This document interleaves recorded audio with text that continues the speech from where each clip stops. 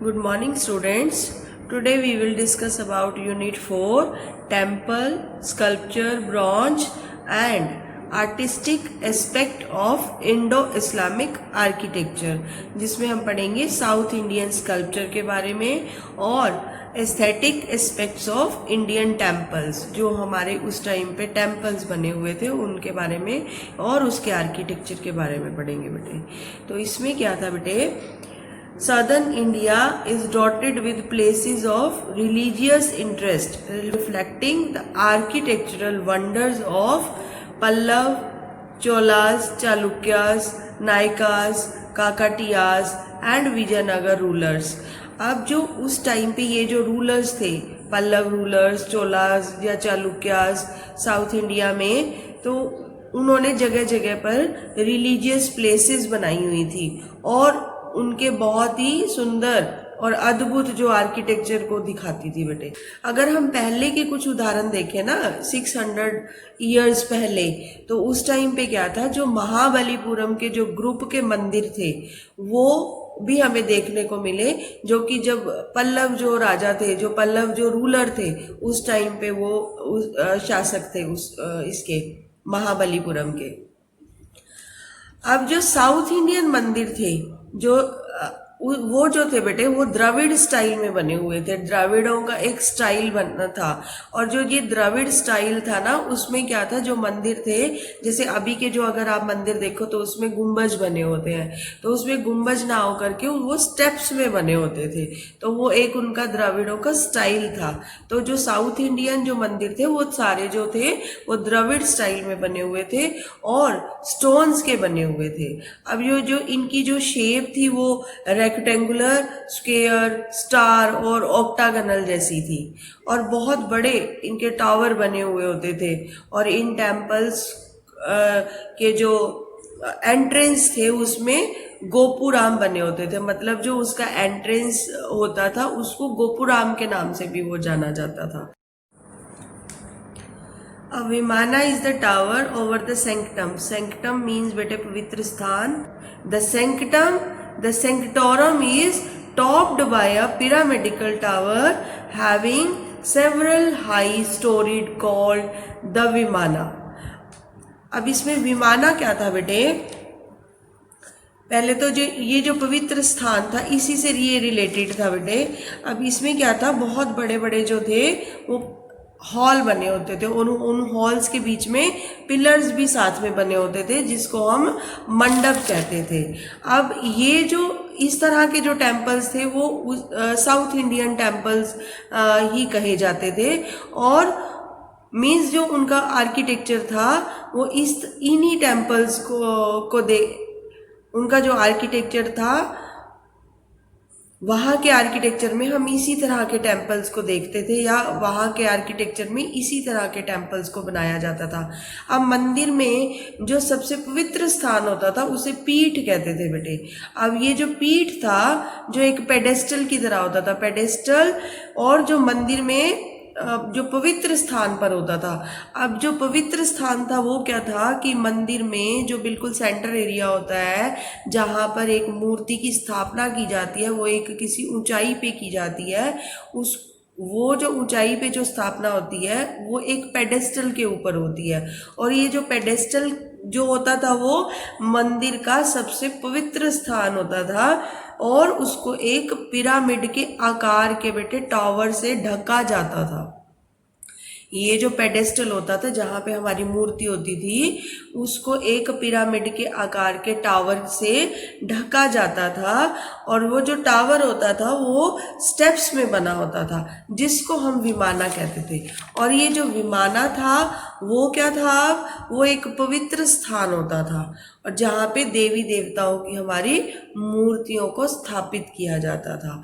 Means जैसे आजकल के आपने मंदिर देखे होंगे, मंदिर में अंदर जाते हैं हम तो जहाँ पे जो देवी देवताओं की मूर्तियाँ होती हैं आपने देखा हो कि वो एक किसी ऊंचे पेडेस्टल के ऊपर उनकी स्थापना की जाती है, तो उस स्थान को हम विमाना कहते थे और उसी के ऊपर ही टावर बना होता था, मतलब ऊंचाई से। जैसे अभी आजकल के जो मंदिर देखते हो उसमें गुंबद बने होते हैं, लेकिन जो उस टाइम पे थे वो जो टावर बने होते थे वो स्टेप्स में बने होते थे।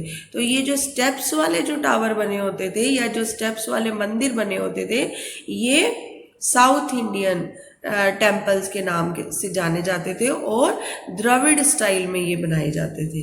तो इस तरह से ये साउथ इंडियन जो स्कल्पचर थे वो फेमस भी होते गए। अब बहुत सारे बेटे मंदिरों में जो क्या था, हॉल बने होते थे, उन हॉल्स को हम रंग महल के नाम से भी जानते थे। अब वहाँ पर क्या होता था, वो जो रंग महल होते थे वहाँ पे जो रिचुअल्स होते थे वो परफॉर्म किए जाते थे या फिर कुछ बलि भी चढ़ाई जाती थी वहाँ पर।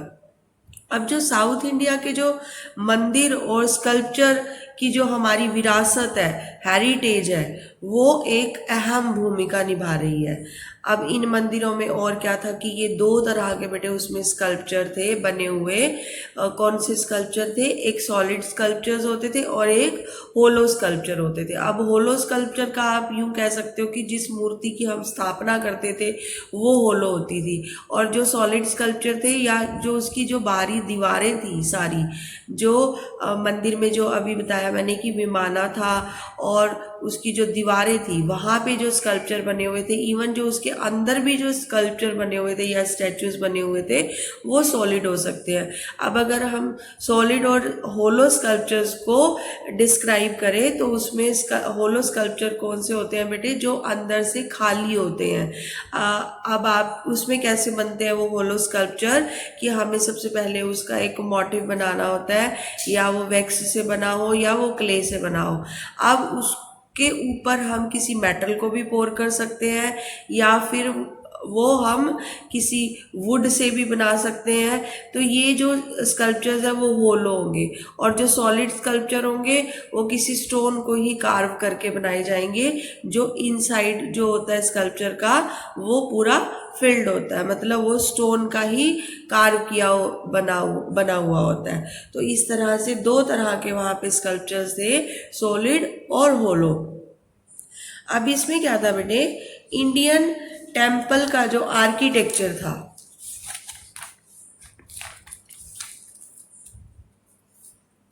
can be referred to as a classical form of Indian art and cultural richness. These temples had meticulous carving and sculptures. अब इंडियन टेम्पल का जो आर्किटेक्चर था वो इंडियन आर्ट की क्लासिकल फॉर्म और कल्चरल रिचनेस को दिखा रहा था बेटे। मतलब उस टाइम पे जो हमारे कल्चरल या जो हमारा जिसको कहोगे कि क्लासिकल जो फॉर्म्स होती थी वही कल्चर से रिलेटेड उनको दिखाते थे। इन मंदिर में भी उसी तरह का इफेक्ट हमें देखने को मिलता था।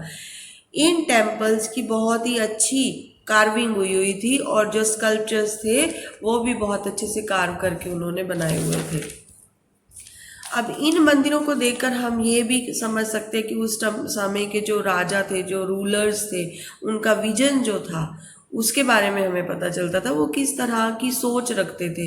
इसीलिए उन्होंने इस टाइम पे इतने अच्छे जो थे टेम्पल्स को जो था बनवाया था और उसका जो आर्किटेक्चर था उसको भी बनवाया था।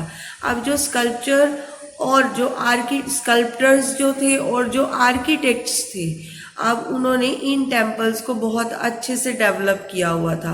अब हिंदू अगर आप टेम्पल्स का अगर आर्किटेक्चर देखते हो वो 2000 ईयर्स से ग्रो कर रहा था।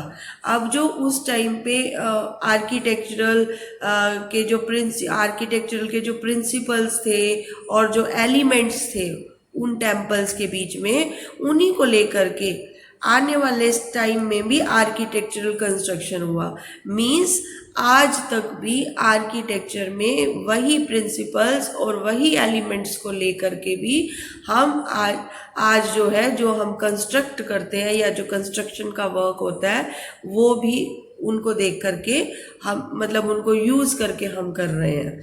तो जो उस टाइम का जो टेम्पल का जो आर्किटेक्चर था वो बेस्ट एग्जाम्पल जो था वो 10th सेंचुरी के जो खजुराहो के जो टेम्पल्स है ना उसमें देखने को मिलता है हमें। अब पहले तो जो बेटे जो उसमें वो बनाए उन्होंने, उनके जो प्रिंसिपल्स को लेकर या जो एलिमेंट्स को लेकर उनके आर्किटेक्चर को डेवलप किया और उन्हीं चीज़ों को लेकर के वो आगे जो थे ग्रो करते रहे। और जो इनके जो बेस्ट एग्जाम्पल थे वो हमें 10th सेंचुरी के खजुराहो टेम्पल्स में हमें देखने को मिलते हैं, जो कि एक फुली फॉर्म्ड थे, बहुत अच्छे से बने हुए थे। मीन्स पहले के जो टेम्पल्स के कंपैरिजन में वो काफ़ी इम्प्रूव हुआ था उनका वर्क जो था। पहले जो टेम्पल्स थे वो उनमें कम काम हुआ होता था, लेकिन जो 10th सेंचुरी के जो हमारे खजुराहो के टेम्पल्स थे या जो अब बन रहे थे इस टाइम पे, ये जो अभी हम पढ़ रहे हैं उसमें वो बहुत ज़्यादा अगर कंपैरिजन करो आप तो इम्प्रूव्ड वर्क मिलता है हमें। अब ये लास्ट स्टेज थी जहाँ पे हमारा जो आर्किटेक्चरल टेम्पल्स का जो आर्किटेक्चर था वो इम्प्रूव हो रहा था। इसके बाद वो इम्प्रूवमेंट होना बंद हो गया था। अब इसमें बेटे एलिगेंट प्रोपोर्शंस थे, ग्रेसफुल कांटोरस थे, मतलब levels and rich surface treatment in north Indian temples के फीचर्स में है। जो इसके फीचर्स थे उसमें बहुत ही एलिगेंट प्रोपोर्शंस को यूज़ किया गया था और बहुत ही ग्रेसफुली ये बनाए गए थे। और इवन जो उनके लेवल्स थे ना वो बहुत ही रिच सरफेस के ट्रीटमेंट यूज़ हुए थे। अब इसमें क्या था बेटे और ये स्कल्पचर जो थे वो महादेव, विष्णु, जगदम्बा और जैन देवी देवताओं पे आधारित थे। इन टेम्पल्स में मतलब जो माउंट एबू में भी हमें टेम्पल्स देखने को मिलते हैं वो बहुत सारे जैन टेम्पल्स हमें देखने को मिलते हैं और इन देवी देवताओं के ऊपर ये टेम्पल्स बने हुए थे। अब जो टेम्पल आर्किटेक्चर की एस्थेटिक्स जो थी बेटे बहुत हद तक उस जो टाइम के जो रूलर्स थे उनसे इन्फ्लुएंस था। मतलब उस टाइम के जो रूलर्स थे वो कंस्ट्रक्शन के लिए और पॉलिटिकल सपोर्ट भी उनको देते थे।